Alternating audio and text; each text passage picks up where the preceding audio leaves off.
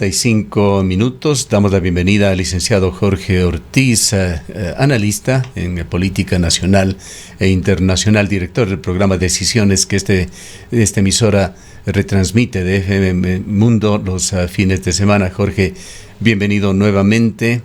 Creo que su programa adquiere nuevamente un enorme perfil. Decisiones, vienen nuevas decisiones para los ecuatorianos, y quizá en un anticipo de lo que será su programa en este fin de semana, que probablemente enfocará el tema de estas elecciones express. Nos adelanta algunos criterios sobre lo que estamos viviendo. Hay nombres, ya una decena, creo que se supera la decena de nombres de posibles candidatos. ¿Cómo ve usted este panorama?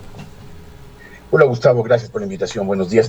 A ver, yo creo que tenemos todavía una esperanza los ecuatorianos de que finalmente, comprendiendo que la mayor parte de esos candidatos, si es que concretan su candidatura, van a hacer un papelón histórico, van a tener porcentajes de votación del 2, 3, 4% y van a quedar bastante en ridículo, pues probablemente esos esfuerzos que se están haciendo fructiferen y se logre una cierta unidad en torno a algún candidato del centro democrático que pueda tener alguna opción de triunfo frente al correísmo, una fuerza arrasadora todavía muy potente y además desbordante de dinero para hacer política, y una candidatura que yo creo que es sólida, que no hay que despreciarla, que es la candidatura de Yacu Pérez. Tuvo 18% de los votos hace solamente 2 años, está trabajando fuertemente él y su entorno para su candidatura desde hace un largo tiempo,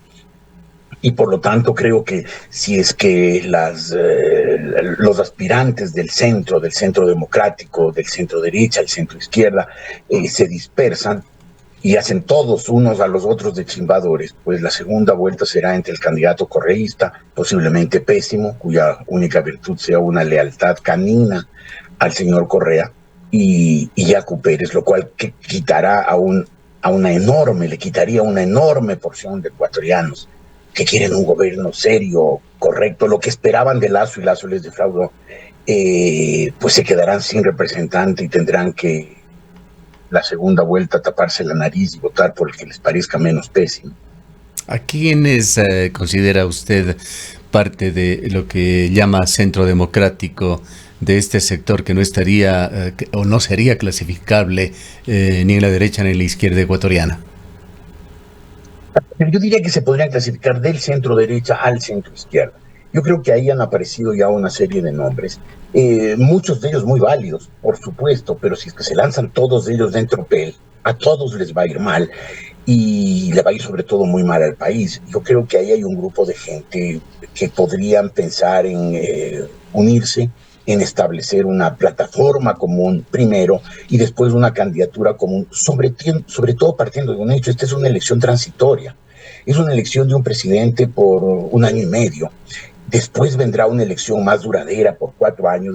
Este presidente probablemente será un presidente transitorio, y si bien podría ser candidato a la reelección, en un país en crisis, en un país turbulento, en un país que quedó tan inestable después del fallido gobierno de Guillermo Lasso, pues es altamente probable que el presidente de esta vez no llegue con mucha popularidad a la siguiente elección. Por lo tanto, podrían armonizarse proyectos, visiones, anhelos para hacer una candidatura común, darle respaldo y pensar que en la siguiente elección, en enero o febrero del 25, pues esa plataforma se consolide, tal vez con otro candidato, de manera que no se haya hecho todo un esfuerzo de unidad y de integración en función de perpetuar a alguien, sino de mantener una tendencia democrática que respete la diversidad, que respete la tolerancia, que respete el derecho de los ciudadanos a opinar, de manera que no seamos atropellados como lo fuimos durante los 10 años y medio del correísmo. Hablemos un poquito de la derecha ecuatoriana, y allí está, creo, con aproximadamente 6 meses en el poder, a través de decretos ejecutivos, con estos alcances de no tener el contrapeso de la Asamblea Nacional, pero también con limitaciones en cuanto a lo que puede hacer. César Montúfar, quien estuvo hace pocos minutos con nosotros, señala que en su criterio Lasso dobló la página ya, que es prácticamente un equivalente a su renuncia, a lo que ha hecho con la muerte cruzada, y que muy poco podrá hacer de trascendente en lo que le queda de gobierno, aunque creo, señala, que Lasso podría ser también aún uno de los candidatos. Por otra parte está el Partido Social Cristiano en la derecha y las acciones que son ya de conocimiento público, entre ellas ese apoyo inicial a Jan Topic. ¿Cómo ve usted a este sector? Creo que el presidente Lasso, insisto, lamentablemente es una presidencia fallida. No satisfizo ni lejanamente las expectativas de quienes votaron por él, ese 52-53% de ecuatorianos que en la segunda vuelta lo apoyaron. Creo que fue un gobierno irresoluto, indeciso, que nunca entró a fondo a los problemas y que desperdició una oportunidad dorada para consolidarse cuando, después de la vacunación, que fue exitosa, pues no tuvo el arrojo de ir a la muerte cruzada, y obviamente de ahí en adelante el gobierno fue cuesta abajo en su rodada de una manera bastante penosa y además muy rápida. Creo que, por lo tanto, el mejor servicio que le podría hacer el presidente Guillermo Lasso al país es gobernar estos 6 meses con resolución, tomando decisiones, haciendo algunas reformas que el país necesita urgentemente, que debió haber hecho en su momento, armando una estructura legislativa de apoyo. No lo supo hacer, no encontró el momento, no encontró interlocutores. Pero creo que este momento, sin ese contrapeso malvado de un Congreso que lo que quería es destruir, es obstruir, pues creo que podría aprovechar para emprender una serie de reformas. Pero el mejor servicio que podría hacer el país es no intentar ni él ni su partido una reelección, plegarse a la fuerza que sea más significativa en el centro derecha, y no tratar, ni Lasso obviamente, de ser candidato, ni tratar de poner un candidato para cubrir la retirada. Y creo que ese sería un gran servicio que le haría al país y facilitaría la integración de las fuerzas democráticas. En cuanto al Partido Social Cristiano, yo he sostenido, Gustavo, y usted me ha escuchado creo que en más de una ocasión, sostener que la alianza entre Correa y Nebot es una alianza vieja. Mucha gente cree que empezó cuando Guillermo Lasso resolvió no aceptar esa alianza que se había hecho en el Congreso, esa coalición que se había hecho en el Congreso en torno al señor Henry Kronfle para que sea presidente de la Asamblea. No, esa alianza, la alianza Correa-Nebot, tiene al menos 15 años. Creo que empezó cuando Correa fue elegido presidente, y cuando se vio que era un hombre avasallador, impetuoso, que se llevaba todo por delante, Jaime Nebot se dio cuenta que su alcaldía de Guayaquil y su control político de Guayaquil y en general de la provincia del Guayas corría peligro. Y creo yo que ahí los dos caudillos pactaron el yo no me meto en tu territorio, tú no te metas en el mío. Y durante 15 años ni Correa trató de mermar las competencias y las facultades de Nebot en Guayaquil, ni el predominio del Partido Social Cristiano en el Guayas, ni Nebot intentó nada contra el gobierno. Hizo 2 grandes manifestaciones, pero fueron manifestaciones de ratificación de su fuerza, no de oposición al gobierno de Correa. Y esa alianza, que empezó, insisto, en el 2007, cuando empezó el gobierno de Correa, se ha mantenido, seguramente con altibajos, pero se ha mantenido incólume durante todos estos años. Creo hoy que la candidatura del señor Topic suena a un intento de los socialcristianos, o sea, concretamente de Nebot, de facilitar el triunfo del correísmo, sabiendo que el señor Topic no podrá ganar la elección, pero le quitará al candidato del centro derecha, un 4, un 5% de votos, lo suficientes como para que ese candidato se quede fuera de la segunda vuelta, lo cual facilitaría el triunfo del candidato correísta. Yo creo que Nebot sigue trabajando fuertemente suena un poco descabellado, mucha gente me dice, no, eso no es así, pero durante años yo dije que había el pacto Correa-Nebot y me decían que no, y hasta me insultaban, y finalmente pues lo terminamos viendo los últimos meses, que ese pacto existe, que ese pacto es férreo, que trabajan muy mancomunadamente, muy coordinadamente Correa y Nebot, y juntos lograron tumbar al gobierno de Guillermo Lasso. Yo creo que ese pacto, insisto, empezó en el 2007 y durará bastante tiempo más. ¿Cómo ve usted a Fernando Villavicencio? Él acaba de salir de una actuación un tanto errática en la Asamblea Nacional.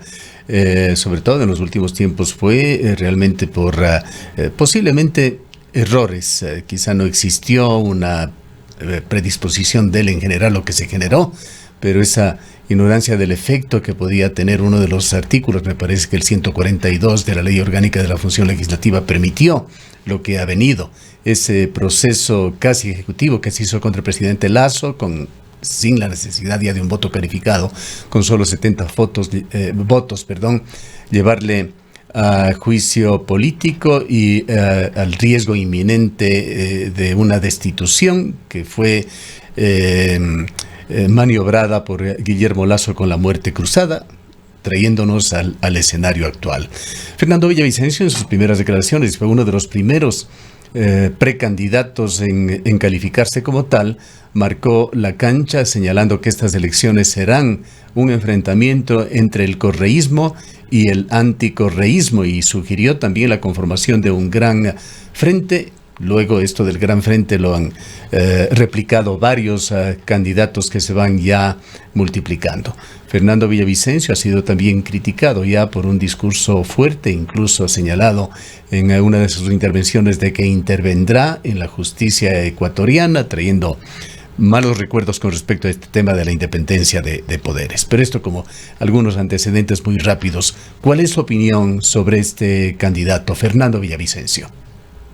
Yo siempre recuerdo, Gustavo, cuando Jaime Durán analizaba el poder político, el potencial electoral de quienes han hecho una carrera política sobre la base de la denuncia. Y él, citando una serie de ejemplos claros, rotundos en varios países de América Latina, llegaba a la conclusión de que los candidatos que hablan mucho de corrupción, aunque solo sea para denunciarla, terminan siendo vinculados,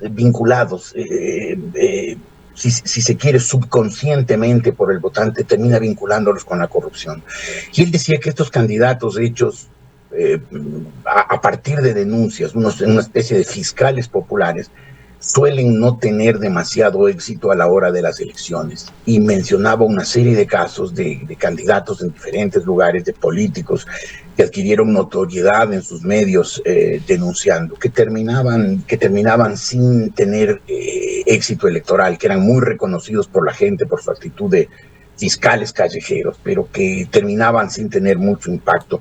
Yo no sé si Fernando Villavicencio, dudo que logre aglutinar en su torno a las fuerzas anticorreístas, como él lo plantea. Lo dudo. Creo que si lo intenta, pues hay que darle el beneficio de la duda. A lo mejor lo logra. Lo veo difícil y por lo tanto no sé si es una candidatura que tenga posibilidades de despegar. Creo que en todo caso plantear el término en las elecciones en términos de correísmo, anticorreísmo, de alguna manera responde a lo que ha ocurrido en los últimos años, en que el correísmo tiene un 22, 24, 26% de fanáticos irreductibles que ven en Correa todo lo bueno y se niegan terminantemente a ver lo malo, y un 50 o 60% de ecuatorianos que no quieren de ninguna manera que vuelva el correísmo con su arrogancia y su corrupción, pero creo que hoy hay unas nuevas fuerzas que pueden romper esa dicotomía, entre ellas, por ejemplo, la fuerza indígena que puede aglutinarse alrededor de Yacu Pérez. Otras candidaturas que van a tratar de distanciarse de los dos sectores. No sé si Fernando Villavicencio tiene una candidatura inicialmente en la línea de partida ganadora. Le veo difícil, pero no le quito el beneficio de la duda. Hay otras candidaturas de ese sector que así a priori, y arriesgándome a un pronóstico que se incumpla por completo, creo que quizás la candidatura que arranca o podría arrancar con más fuerza es la de Otto Sonnenholzner. Bien, usted, Jorge, entre los varios atributos que tiene, es un estudioso, un analista de la política internacional. y quisiera también conocer su visión sobre cómo estas tendencias internacionales, regionales fundamentalmente, pueden afectar a la política ecuatoriana.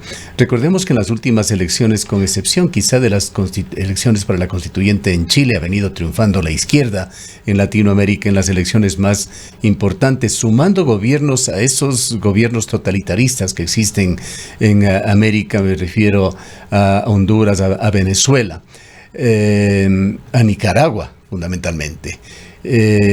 ¿Cómo ve usted la situación, la realidad en Latinoamérica?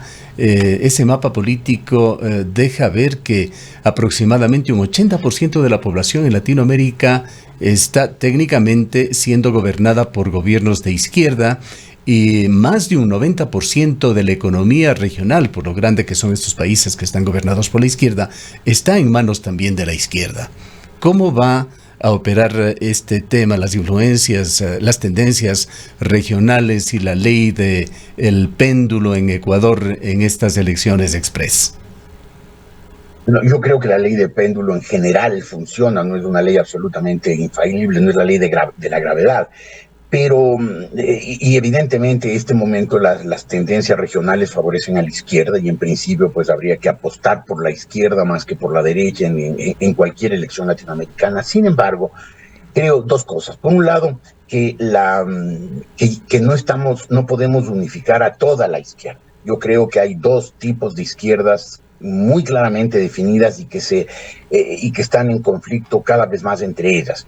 Por un lado hay una izquierda autoritaria, opresiva, represiva, violenta, que tiene afanes de perpetuación, que es la que se encarna sobre todo en el socialismo del siglo XXI. Los ejemplos que usted, Gustavo, mencionó, Nicaragua, Venezuela, incluso la Honduras de la señora Zelaya, que son regímenes claramente autoritarios, con absoluto irrespeto por las opiniones de los demás. Y hay otra izquierda más democrática, más respetuosa, que todavía habrá que ver cómo se consolida. Creo que los dos ejemplos más claros de una izquierda que no es la izquierda autoritaria y abusiva del socialismo del siglo XXI son el presidente Gabriel Boric en Chile y el presidente Luis Ignacio Lula da Silva en el Brasil. Ellos son líderes de izquierda que quieren la reforma, pero que no quieren la revolución, no quieren trastornar la vida de la gente para emprender en un proyecto socialista al estilo totalitario cubano. Aquí, claro. Perdóneme la interrupción. ¿O en dónde le pone dentro de este análisis a Gustavo Petro? Yo creo que la posición de Gustavo Petro es todavía en el medio. Yo creo que por sus antecedentes habría que ponerlo en el sector totalitario, pero por sus comportamientos y sobre todo por los contrapesos que hay en la sociedad colombiana, a lo mejor Gustavo Petro termina quedándose en esa izquierda reformista, no revolucionaria, que intenta hacer que haya cambios en la sociedad colombiana, pero que no intenta trastornar la vida de la gente. Creo que el caso de Petro es uno de los casos todavía indefinibles, como de alguna manera fue siempre indefinible el caso del kirchnerismo en la Argentina. Alberto Fernández es un presidente que oscila entre las dos fuerzas, entre una izquierda respetuosa de la tolerancia y una izquierda atropelladora y abusiva y con muchos niveles de corrupción, que es el kirchnerismo. Ese es el primer factor. Creo que hay dos izquierdas en América Latina: una izquierda democrática respetuosa, que es una posición política válida, y una izquierda autoritaria, corrompida, violenta, que es el socialismo del siglo XXI. Pero además hay una cosa: en octubre hay elecciones en la Argentina, y la elección en la Argentina es una elección clave para el continente. Como van las cosas, va a ser muy difícil que el peronismo, que ha fracasado desde el año 46 una y otra vez y otra vez y otra vez, parece altamente improbable que el peronismo vuelva a ganar en la Argentina. Y más bien las posiciones, las posibilidades apuntan a un triunfo de la derecha conservadora o de la derecha libertaria. La derecha conservadora es la que llevará por candidato a la señora Patricia Bullrich o al señor Horacio Rodríguez Larreta, dos hombres de una derecha clásica, conservadora, partidarios de austeridad fiscal, de disciplina, pero demócratas respetuosos de los derechos de los adversarios. Y por otro lado, una derecha libertaria, la que la encabeza Javier Milei. Este momento parecería que la Argentina va a girar hacia el centro derecha, con lo cual ese equilibrio de fuerzas en América Latina volverá a cambiar y desbalancearse. Y La influencia aquí en Ecuador, ¿cómo podría resumirla de todo este panorama? No, yo creo que el Ecuador, yo diría que desde las épocas coloniales, el Ecuador ha sido un país muy lejano. Aquí llegaron muchas ideas nuevas cuando ya se habían consolidado en otros lugares, y otras más bien llegaron mucho antes que en otros lugares. Por lo tanto, el Ecuador siempre ha estado un poco a contramano, a contravía de las tendencias continentales. Fue claro en la elección de Guillermo Lasso, cuando lo elegimos a Guillermo Lasso, cuando el Ecuador lo eligió a Guillermo Lasso, ya los vientos en América Latina en general soplaban hacia la izquierda. Las excepciones eran el Uruguay, el Paraguay, tal vez Costa Rica, pero este momento, pues en América Latina los vientos soplan hacia la izquierda. El Ecuador, que siempre ha andado a contramano de esas tendencias, ¿se irá por la izquierda? No necesariamente. Creo que aquí la influencia del entorno geopolítico es bastante menor que en el resto del panorama internacional. Y en todo caso, creo que la elección de octubre en la Argentina, prácticamente simultánea a la ecuatoriana, también tendrá una repercusión, porque si los argentinos optan finalmente por reconocer que el peronismo en el que han estado empeñados tantos años fracasa, eso repercutirá en toda América Latina y será simultáneamente el día en que los ecuatorianos vayamos a votar en la segunda vuelta, en que a lo mejor vemos que estas tendencias de izquierda, que le dicen lindas cosas a la gente, que parecen ser reivindicadoras de derechos, de facultades de la gente, que quieren rescatar a los sectores más humildes, en realidad lo que hacen es terminar causando una turbulencia social que termina afectando a todos, en especial a los más vulnerables, que son los pobres. Cerremos este diálogo, Jorge, con una pregunta que le hago muy abierta. ¿Qué es lo que más le preocupa en la coyuntura actual del país? Me preocupa, o sea, en términos generales, que es la misma preocupación que he tenido desde hace muchos años. Yo creo que, y que con esta coyuntura obviamente esa preocupación se acentúa. Yo creo que el regreso al país del correísmo sería un desastre para el Ecuador. Correa no solamente pues dividió al país en dos, lo polarizó, generó un fanatismo en su torno y un fanatismo en contra de él. Y convirtió al Ecuador en un país de dos posiciones irreconciliables, irreductibles, que no son capaces de darse la mano ni llegar a un diálogo, y eso en un país pobre, convulsionado, agitado, con muchos problemas como el Ecuador. Eso es trágico. Este debería ser un país de diálogo, y para el diálogo no hay nadie peor que un gobierno correísta. Pero además me preocupa que Correa en los últimos años, a medida que ha sido uno de los líderes de la izquierda que anda de México a la Argentina, a Venezuela, en Honduras, dando charlas en todas partes, nadie sabe cómo tiene tanto dinero para moverse con tanta facilidad y con tanto lujo. Ha ido radicalizándose, cada vez habla más fuertemente en contra de la dolarización. Le aconsejó al gobierno de Venezuela, le aconsejó al gobierno de Honduras, lo ha dicho con frecuencia en Argentina, que desdolarizar es una prioridad. Y después es obvio que él tiene una lista de venganzas que ya no la oculta. Lo he visto muy radical, incluso, por ejemplo, criticado el gobierno de Lula en el Brasil, el gobierno de Boric en Chile, diciendo que es una izquierda light, o sea, él quiere una izquierda heavy, una izquierda pesada, dura, al estilo castrista, al estilo venezolano. Y creo que el regreso del correísmo al Ecuador sería un desastre para el Ecuador, porque no sería un desastre por unos años, sería un desastre por unas décadas, porque como ha ocurrido en Venezuela, como ocurrió en Cuba, como está ocurriendo en Nicaragua, esas fuerzas no vienen para gobernar un tiempo y alternarse democráticamente, sino vienen para quedarse, y para quedarse pues lo que necesitan es irrespetar todos los derechos de la gente y convertirse en dictaduras a las cuales hay que seguir en silencio y mansamente para no sufrir retaliaciones y persecuciones. Bien, muchas gracias Jorge por habernos acompañado. Un gusto, Gustavo. Buen día, hasta luego. Declaraciones del licenciado Jorge Ortiz, periodista, analista político, productor del programa Decisiones. Son las